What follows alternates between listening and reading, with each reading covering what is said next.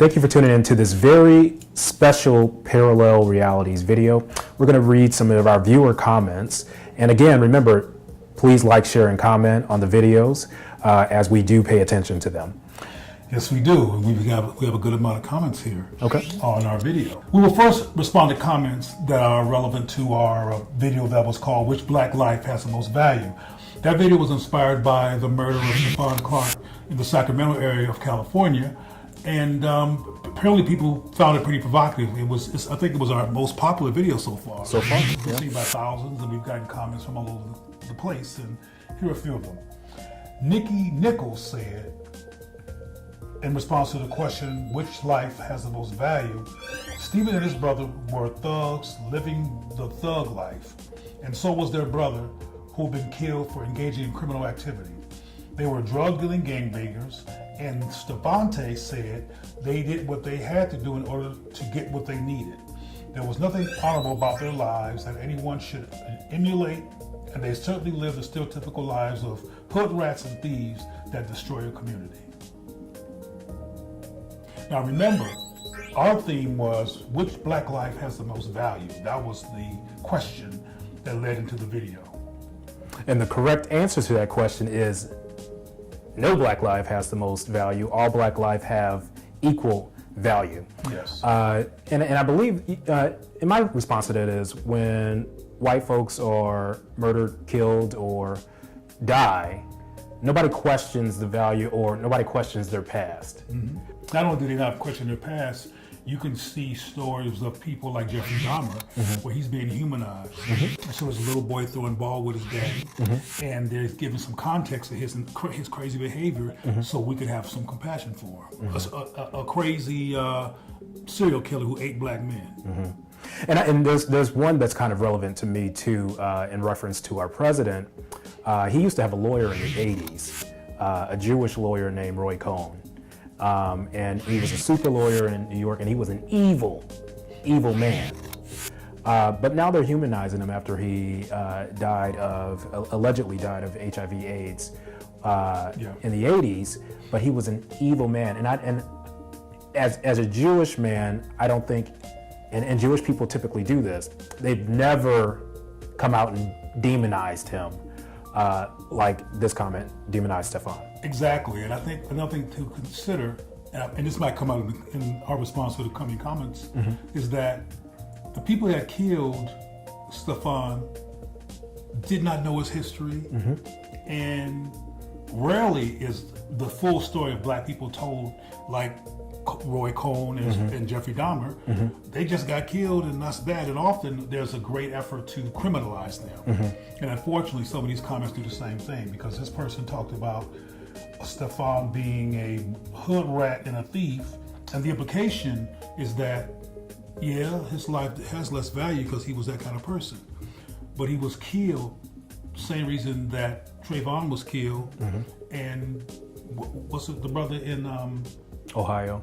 Well, there's been so many. Yeah.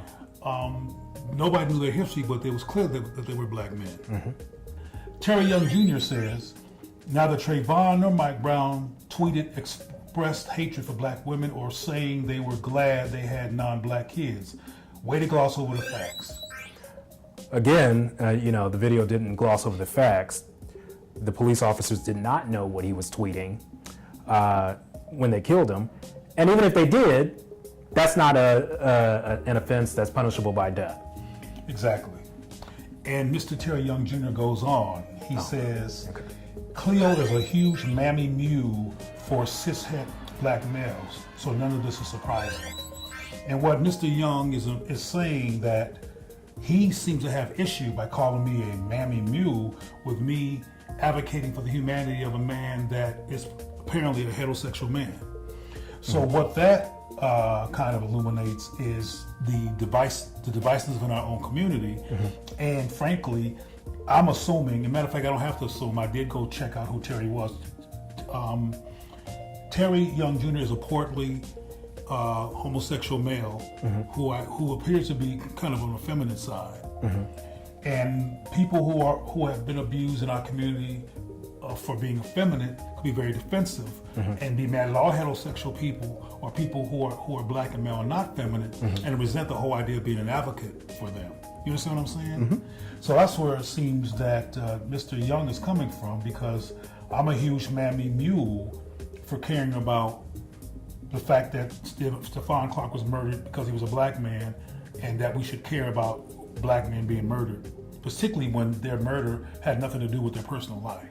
The next person here is Keith Quaco Coleman. He says, "My brother, black women is to be honored and loved. They should be sacred. He," meaning Stephon Clark, "desecrated our mothers and sisters in language and deed. He was lost, and that's tragic. Those of us who is conscious can still support our human rights without mentioning that guy's name." So this person's perspective seems to be angry at Stephon as well. And I have to say that these kind of comments, particularly from what apparently is another black man, kind of concern me, because what seems to continually be missing here is that Stephon Clark's murderers didn't know how he felt about black women. And frankly, we don't know how the majority of the people who have been murdered unarmed by the cops feel about their personal perspective and taste. So I guess because Stephon's was up on Twitter, he got busted as someone who has some anti-black issues. But what's also not being considered is that part of why somebody put his stuff up online for us to see was to criminalize him and take the light off the fact that he was murdered unarmed. And a lot of us are falling into that agenda. Yeah, it's actually parallel to what white people did to Sandra Bland when she was murdered. Yeah. And again, she had posted some pro-black stuff, and white people almost celebrated a little bit that she was murdered. And Trayvon was caught making the finger, like like many people do. And there was a photo of that online.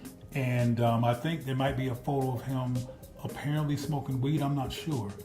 I may have seen that, but it's irrelevant. Right. And it's not relevant. And if he was smoking weed, it's now been legalized by white folks for their pleasure and financial benefit. But I've never in my life seen a white person treated like that. No. And lots of white folks smoke weed, and majority of the people who have advocated for it to become legal have been white folks. Right. Well, white folks have a history of being drug addicted and Major history. More so than black folks. Yes. And they also have a history of being, as you put it in a video, ratchet. And I can't. But they do. They have a history of being ratchet and terrible human beings. But not once will you see white folks online or on TV knocking a person that's been murdered dead in the streets. Particularly if they were murdered by, if they're murdered by a black person, which is rare, actually. If they're murdered by a black person, that white person was a pope when they were alive. What you made me think about is that the amount of rapes done by white men more than doubles the amount of rapes done or the amount of accusations of rape done by black men. But black men are still considered the poster children of who rapes in this country. And we're going to be talking about this later, but there's been several incidences of white women blaming a non-existent black man for sexual assault because they're playing into that American theme of black man means rapist, even though white men more than double the amount of rapists in this country. Chantrice Washington writes, "It's sad that Stephen died the way he did, but he still doesn't deserve black women's support. I would say the same thing if Sandra Bland had spoke against black men. So far, he is the first black man to get killed by the police that I refuse to support." And all I can do in response to Chantrice's comments is that I was not supporting, personally, Stephon Clark as an individual. I was supporting resistance to the murder of unarmed black people by the police. And I think that should be the theme or the perspective that we lift up and illuminate, resisting the murder of unarmed people by the cops, because that's what happened. Again, we don't know the lifestyle or the loves or any of the majority of people who've been murdered by cops, because that's not relevant to them.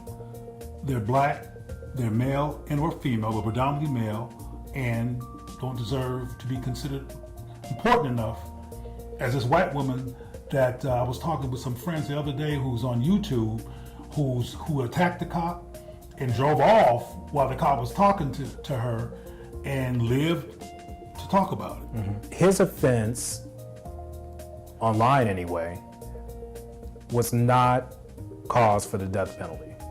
Exactly. Which is what he got. Exactly. And this may or may not be relevant to people, but he was 18 when he made those comments.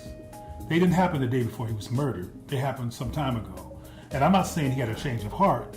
I'm saying that if he wasn't murdered, who knows? He might have met somebody like me or somebody like Adam or somebody like other people in the audience who could have supported or guided them towards self-reflection, critical thinking, and unlearning internalized oppression.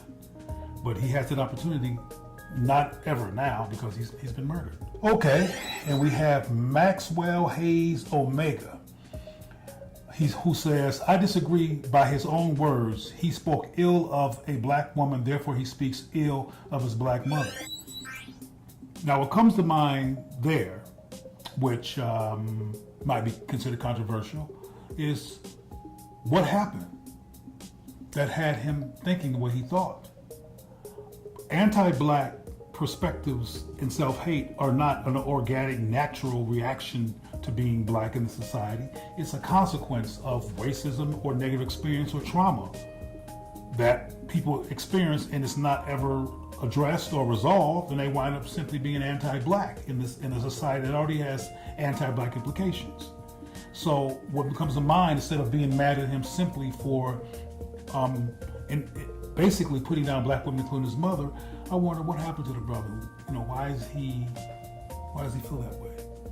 And I think we should all consider that everybody has a story that we don't understand, and that we need to just be black affirming and use our lives, our mouth, our senses to counter the anti-black implications in this culture, instead of being mad at those who have not learned to deflect those messages or those experiences. Please continue to like, share, and comment on our videos, and we'll continue to respond via video and directly on the comments.